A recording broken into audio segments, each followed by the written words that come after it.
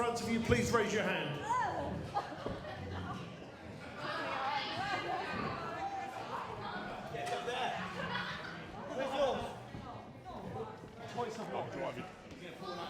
You got one. This is serious. Yeah, I'm joking, they know it's not. Okay, is that everyone in the room? Everyone facing the top table, everyone has a fully charged glass. And it's on to the speeches. Firstly, I'd like to introduce to you the proudest man in the room. Let's give a round of applause to Ian, please.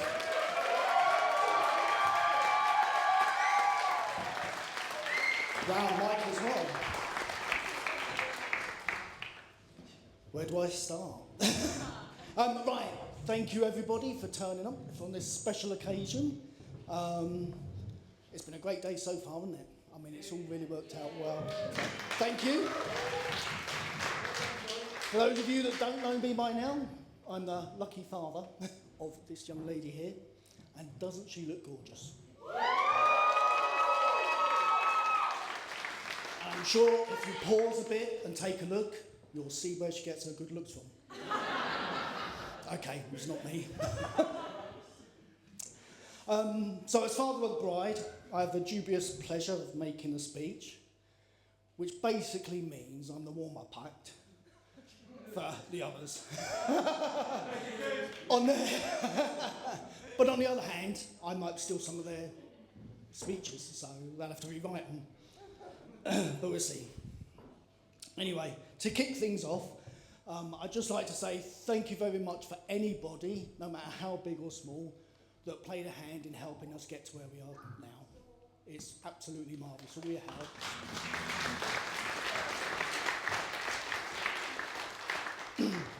Now, I guess being father of the bride, you're waiting for all this slushy stuff about how wonderful she is, how special she is, how smelly she is. As an in-joke, we call each other smelly. But you know what? 59 years I've had to try and prepare a speech for this time. I'm speechless. I mean, what can you say? That hasn't already been said. I'm just so proud and honoured to be the father of Zoe.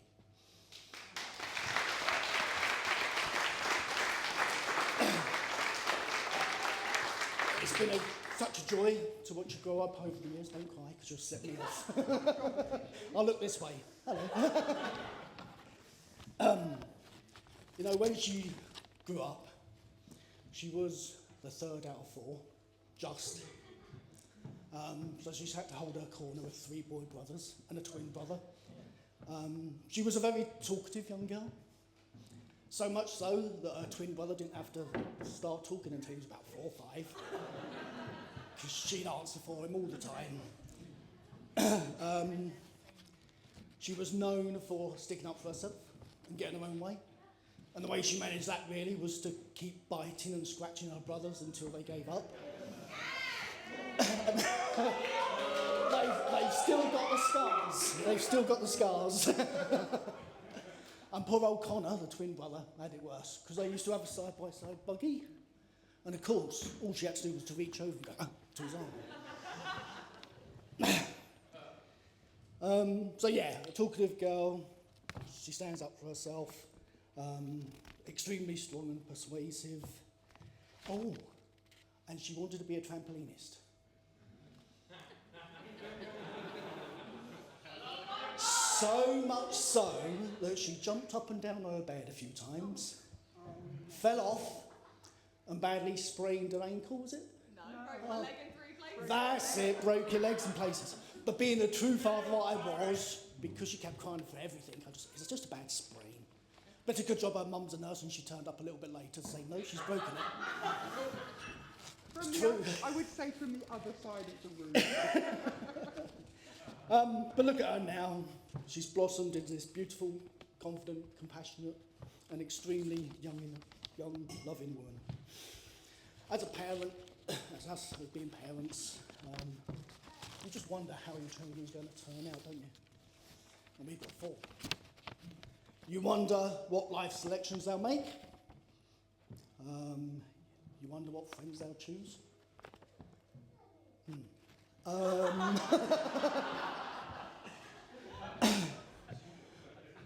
You, mu- you wonder what partner they'll pick and whether they'll be good enough and whether you'll approve.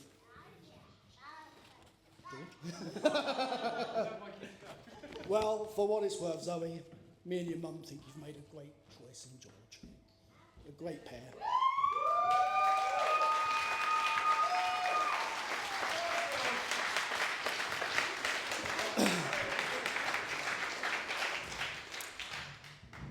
Now, it wouldn't be fair if I didn't start on George, really, just for a little bit. Over 11 years they've known each other now. No, it's over 11. 11 this year, yeah. And they first met on our start of our boating adventures. We bought our first boat and we went out on the River Thames on our first cruise, and that's how we met. So Zoe's got me to thank for this. So we went out on our first boating trip. I'd never helmed a boat before, as you know. These are sort of experts in it. And we turned up, and I went down the side of their boat, crashed all the way down the side of their boat. And that was our first boating adventure, and that's how they met. Yeah.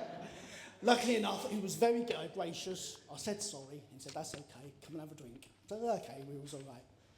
But that's how we met as a family, really, wasn't it? On the boat on the Thames. Marvellous. So it took George over 10 years to get here. Well, it'd be weird if I was 15. And I was very protective. I think when you first turned up at our house, I was polishing a samurai sword, wasn't I? Yeah. You see these things on the TV where the father comes out with a gun or a sword or something. I said, yeah, that's probably a good idea, I'll try that. A few times later he came over, I showed him how to use nunchuckers. And so he had to go and started hurting himself, which I was very happy with. This wasn't by putting him off, this was just giving him warnings. And I think another time, a compound bow was the next thing. Yeah. I showed you how good I was at a compound bow. You're building up. Yeah, yeah. But he still kept coming back. I guess it was at that point, really, I thought, well, perhaps he is serious. So, yeah. So after all that, after him keep coming back and everything else, he finally took me and Joe, Zoe's mum, out for lunch. And what's going on here? And I was honoured that he'd took us out to a lunch and he asked for Zoe's hand in marriage. Zoe didn't know.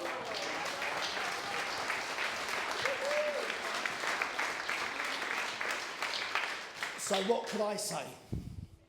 Just because he bought me a liquid lunch and a Scotch egg?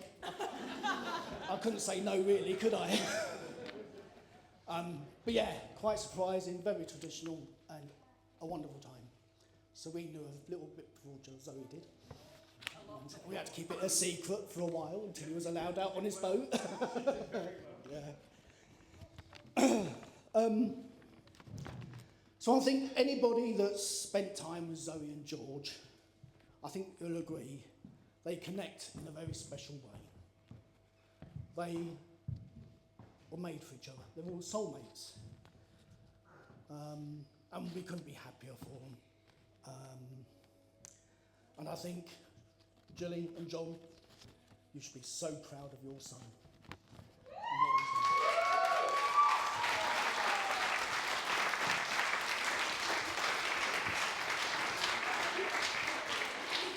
Today, they are embarking on the greatest adventure together. And it gives me so much pleasure for being here and being able to share it with you. See, this is the last bit. I said it was short, didn't I?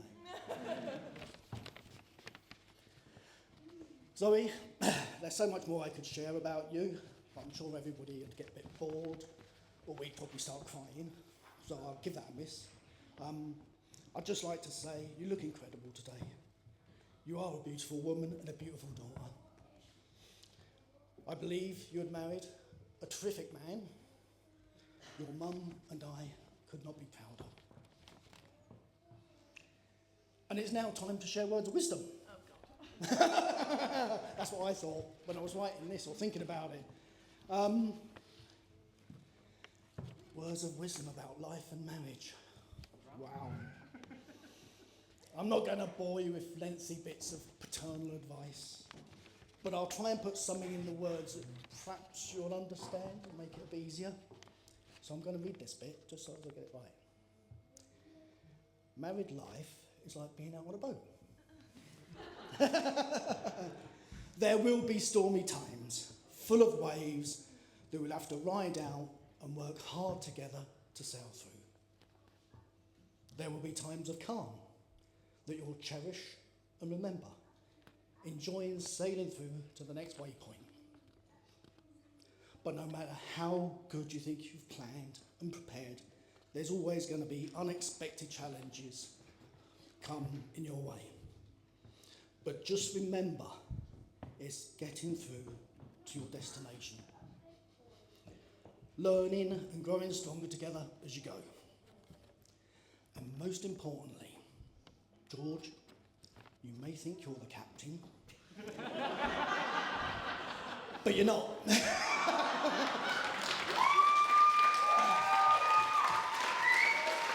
And we all know whatever the captain says goes.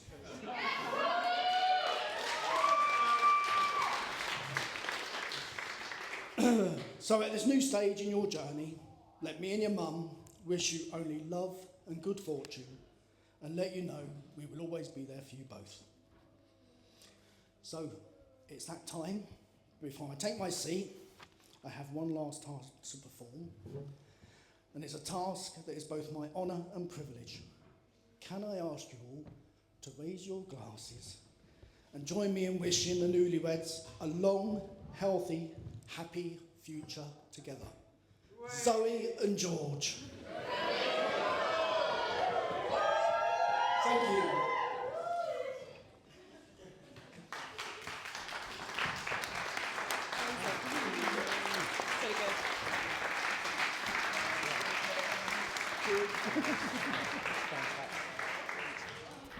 What a fantastic speech. Thank you very much, Ian.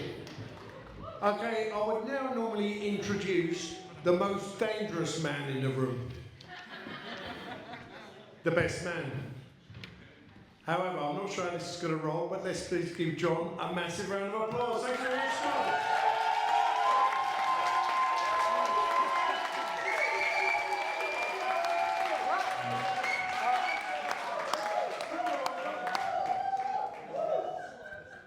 Cheers, Ian.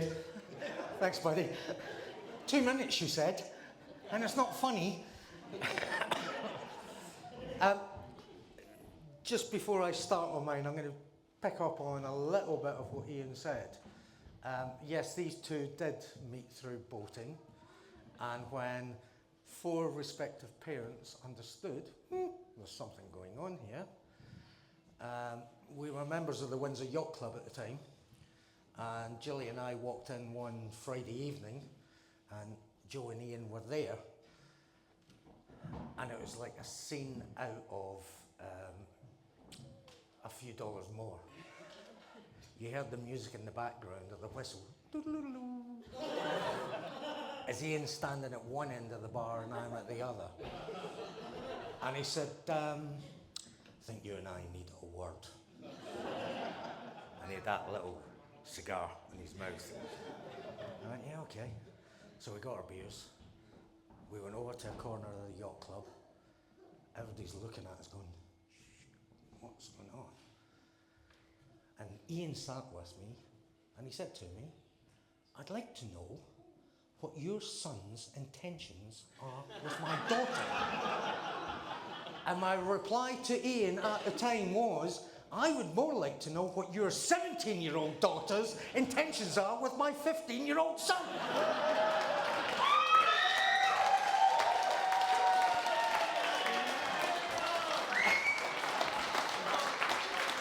And today you got the answer. So, right, let's get back to script. I'm going. It's going off. We're going off script now, so. You can read that. Oh yeah, it's still there. Right. So good evening, everyone. Afternoon, breakfast, meal. I don't know where we are in the day. Anyway, hello. I've got to say it's been an unbelievable 15 years working at Bandai. I've thoroughly. Sorry, wrong one. Okay. Got it now.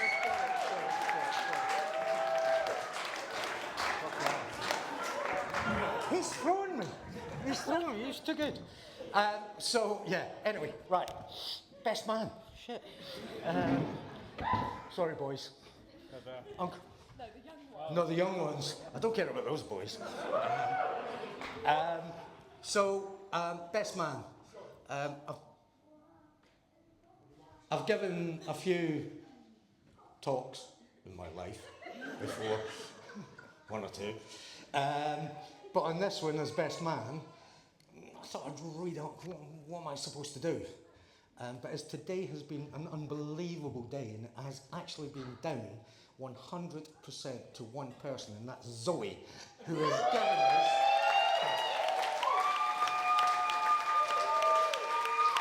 Who has given us minute by minute, be here, do that, do this. But the one part she did say was, what does a best man need to do? So I just double check and look this up. So seemingly in my speech, I've to be touching, not physically. I have to try and be funny. Cue laughter. And I have to pay tribute to the bride and groom.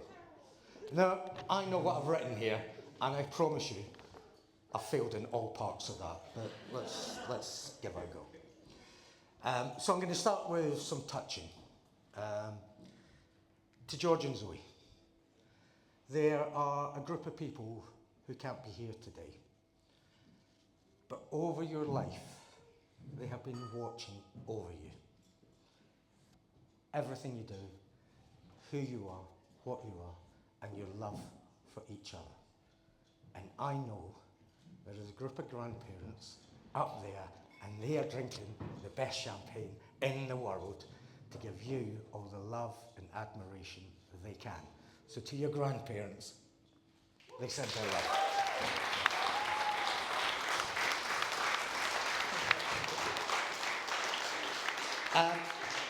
A little bit like Ian, when George and Zoe announced that, hey, we're getting married, my first reaction was, are you sure? Are you doing the right thing? I mean, you've only been together 10 years. Do you not need a little bit longer? But here we are today. So I know we've done it several times, but they finally got here today. So give them another huge round of applause.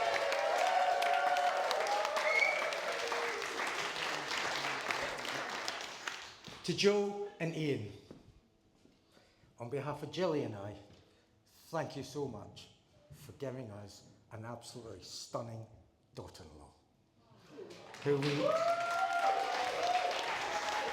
we have loved and adored for many years. For many years, I've also said that if Zoe, when people have said, do you think they'll ever get married? I've always said I couldn't be prouder if Zoe was ever to be my daughter-in-law. Welcome, daughter-in-law, to the family. Welcome.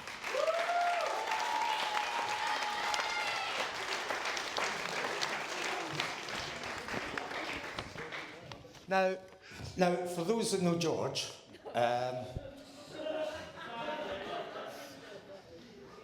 George wants and wants and wants, and then gets. And as soon as he's got, no, I want that. But in Zoe, he knew straight away he had the best.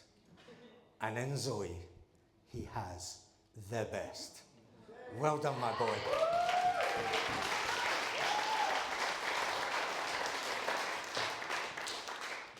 Before I go on, there's a little bit of a call out for some people. Where are they all? There are 3 beautiful young ladies who have taken care of Zoe today and last night in her hour of need. Ladies and gentlemen, I give you the bridesmaids and the maid of honour.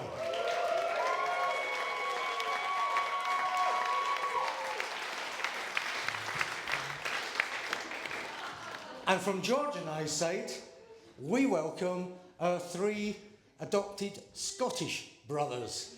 Ladies and gentlemen, the groomsmen. Cheers, boys. Cheers.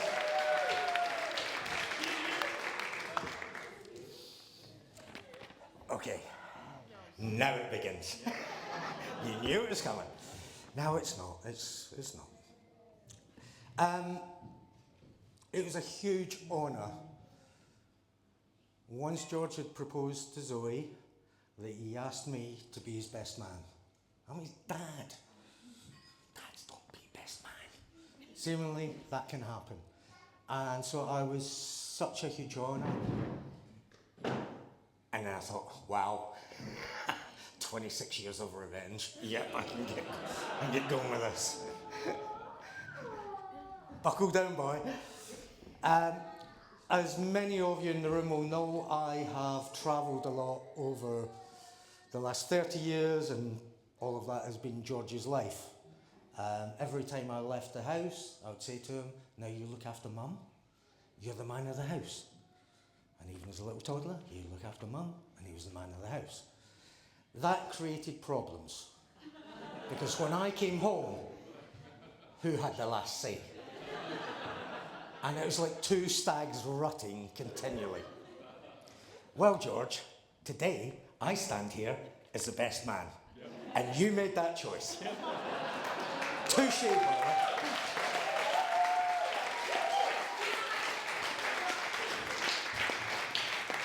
So, I first met George on the 9th of March, 1998.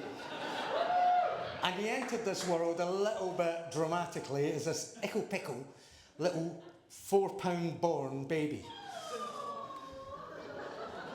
Who is that? 6 weeks after he was born, I had to go on one of my business trips, and I was off to South Africa for 2 weeks. So Jilly, bless her, had to look after this tiny little bag of sugar. 2 weeks later I came home, never do carry keys, so I had to knock on the door. Jilly answered the door. When she answered the door, there's this lump in her arms. It's like, who's that? It's your son. Okay. Mother's milk works best. And he hasn't stopped growing since. Now, I was always led to believe that a son would look up to his father, stand up. Yeah! Ami's my dad.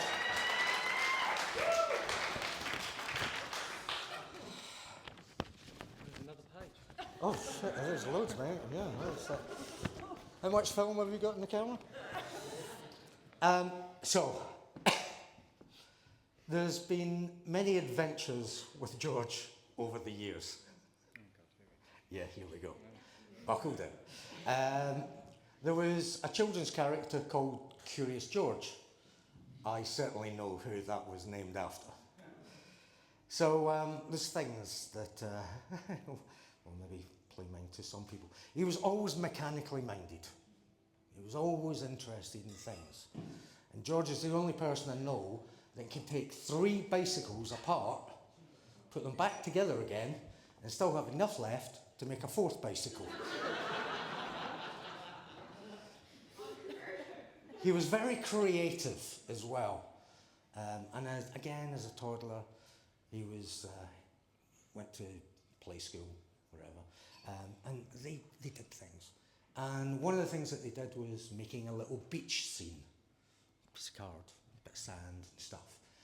And he was so proud of it and ran through to show his mum what he'd created. And on this beach scene, there was even a little beach towel lying on it, or stuck on it. And it was lovely. And Mummy loved it. She was so proud. Until she looked at it again and realised the beach towel had been cut out of a car blanket that her mother had given her. But he didn't just cut the edge, he cut right in the middle of it. Ruined the whole thing. Still on the creative side, when he was at Beavers, they made lovely little, dinky little candle holders. Chris Jingle, you call them, I think. Is that the right name? Chris Jingle, something like that. Yeah, anyway, a little candle holder. And Jilly thought it was lovely, and she put a little candle in it, and it sat by the fireplace. And then one day she thought, oh, we'll light it, and you can watch it. So he did. Jilly went through to the kitchen to make dinner. 5 minutes later, George came running into the kitchen, saying, Mum, Mum, Mum, the lounge is on fire. Shut up, get back in there. Don't be stupid. So he went back in. 30 seconds later, he came back out. No, Mum, seriously, the lounge is on fire. He'd picked a piece of tissue up, had lit it, and instead of putting it in the fireplace, he decided to try and carry it through the whole house. But halfway across the lounge, it got to his fingers, so he dropped it. Words were had.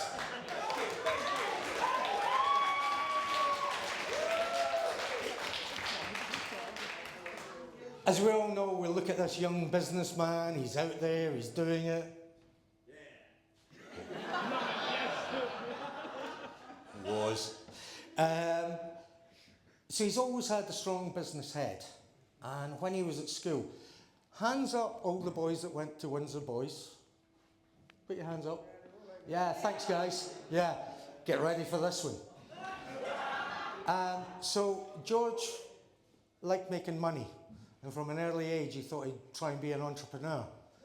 So he was selling you guys cans of Coke and Fanta and lemonade at an extortionate price. Unbeknown to Jilly and I, we were funding this effort because it was stealing it from the house and then selling it to you lot.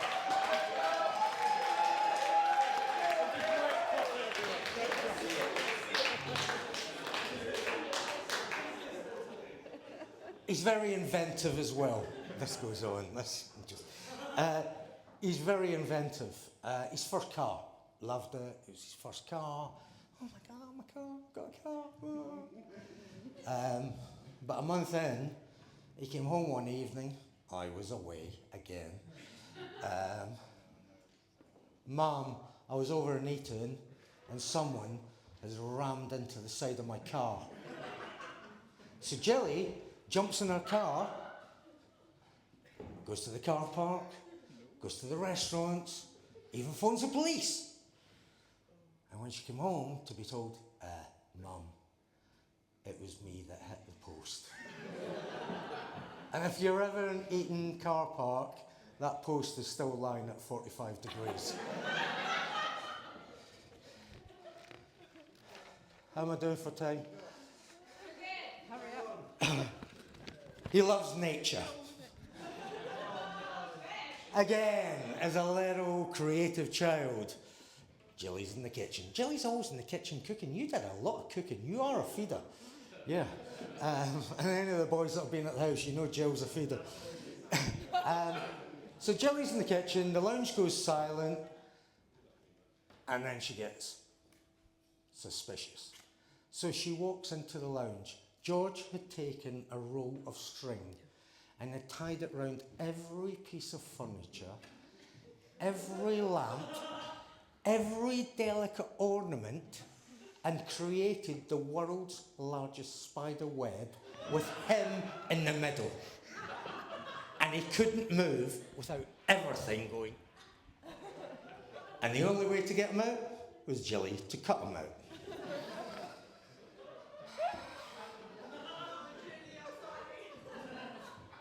Incoming. Again, for those that know Jilly, she is very house proud. Dust is up there. She catches it before it lands in the house. Just dust does not settle. And son has taken after his mum in that. So in one of George's Saturday jobs, he was asked to wash one of the company vans. And because he knew he needed it done properly, I'll use the scourer side of the sponge. That van has never been so clean, right back to the primer. Patrick, to this day, he says sorry.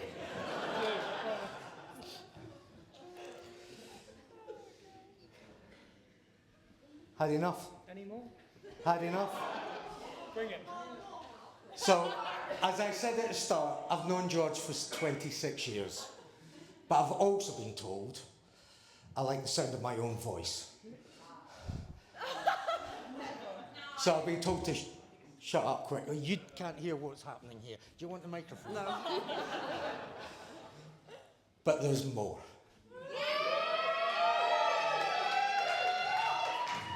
There's always more. And if you want more, see me later on. It's over now. Thank you. Yeah. I do have a couple of messages, however, that some people sent to me today. Have a great day. I look forward to seeing you soon. Love and licks, Kenji.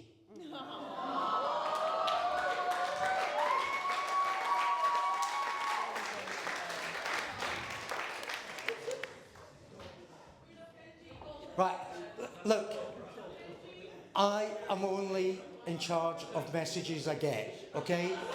So, to George, thank you for taking care of us. I hope your marriage will not stop you coming to see us. Thank you for feeding the children. Love from all the fish at Datchet Fish Lakes.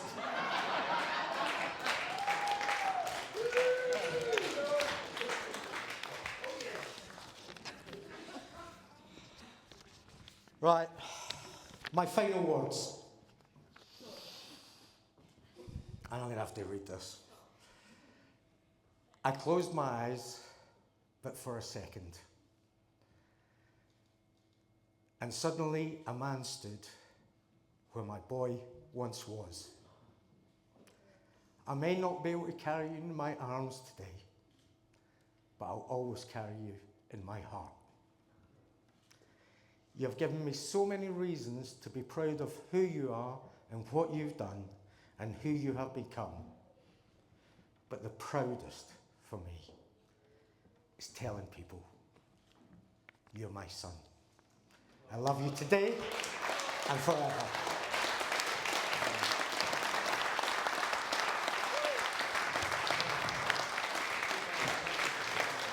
Ladies and gentlemen, for one time again, the new Mr. and Mrs. Galloway.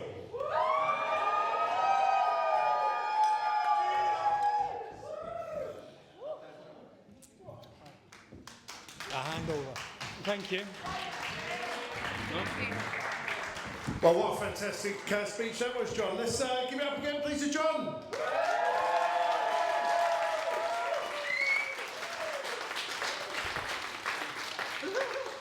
Are we composed, guys? Are we good?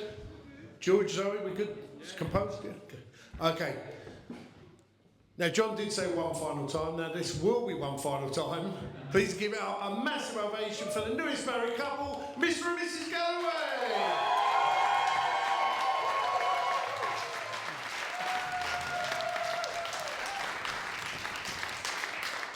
Well, first of all, I want to thank both of the lovely gentlemen who did their speeches, because that's something quite hard to follow on from, especially when you set me off like that. So thank you very much. And on that note, I'm going to pass you over to my lovely wife. So.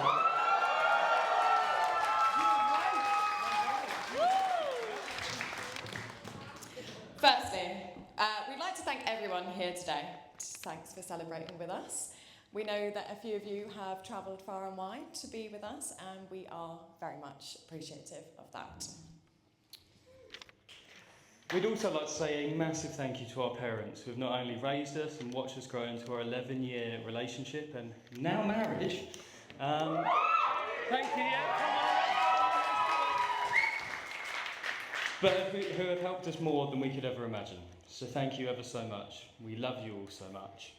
And especially our mums, because we wouldn't be the people who we are today without you. No, we wouldn't. Just add-ons. Now, not to single anyone out, because everyone invited here today we have a huge love for. I have an amazing father who has cared for me and my siblings with my amazing mum, who, again, we cannot thank enough. I have a second set of parents who have done a huge amount for us, and again, cannot thank you enough. I have 3 caring, yet very crazy brothers, who are now, thankfully, also George's. Hi, bro. We have gained a brother and a sister-in-law, Ross and Priscilla, as well as 3 or 4 now, newly Neo, nephews who have brought so much love into our family.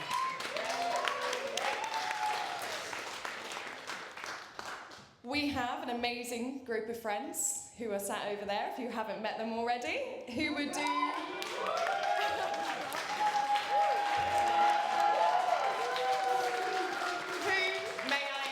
would do absolutely anything and everything for us. But, may I say, I have been graced with what I would call a sister from another mister. Wonder who. I'm sure you've all seen her. If you haven't, I'd recommend Specsavers. Amber, I, plus a few others, that are eyewitnesses, have agreed that we are somehow separated at birth. Thank you for the numerous therapy sessions, because had they not been free, she could live off my payments alone. And thank you for organising such an amazing hen do. Thank you for being the friend I always needed.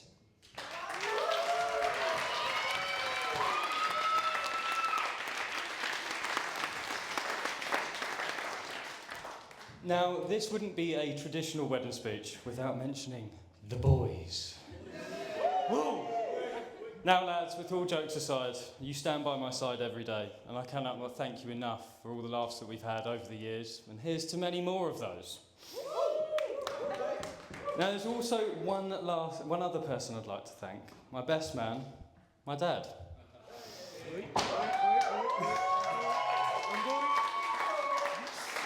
Thank you for everything that you've done for me. You've always been there to guide me, and also laugh at me, a lot.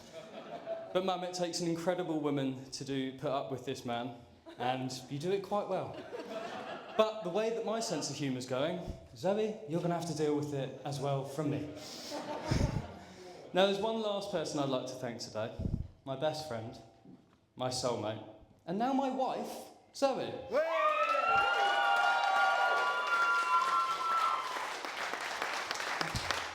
Over the past 11 years, we've had the most incredible journey together. We've shared so many of life's great experiences with one another, and I cannot wait to make many more with you. I'm so incredibly proud of what you've achieved.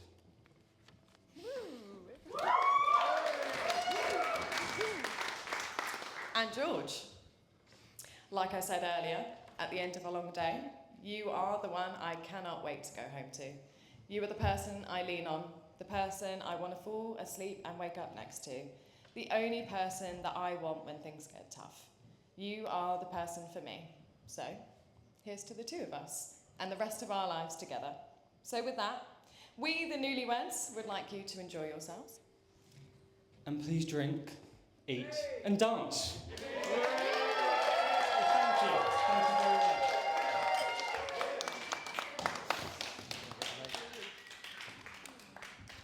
That's it, sorry, show's over. Dean, could you stand by the door? It's here. Could you give me 1 minute? No, but I need you over there. Right. You're not singing, are you? And now the time.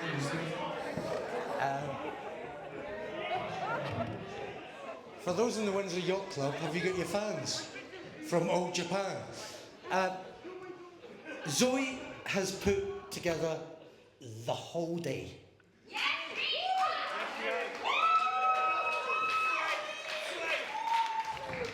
George had one thing to do: be here. And he mashed it. But in Zoe's organisation, I was given this to do, that to do, this to do. Do you know what? When I was talking last, it's almost the only thing I've needed to do. I've had to help these three get dressed in kilts. That was quite exciting. But the reason I've had to do nothing else is because of this guy standing at the door. Dean, can you please give this guy a huge round of applause?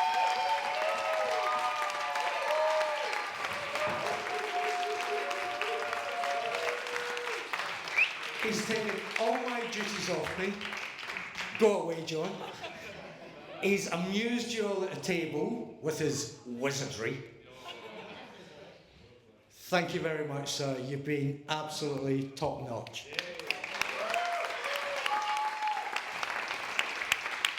And then there's been two other guys who lurch in the bushes and jump out from time to time.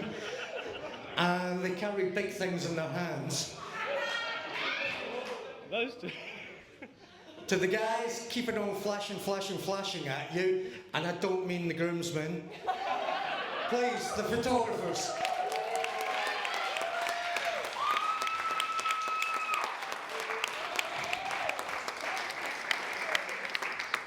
And if the kitchen staff can hear us, the food was spectacular. Thank you. Right, ladies and gentlemen, good night.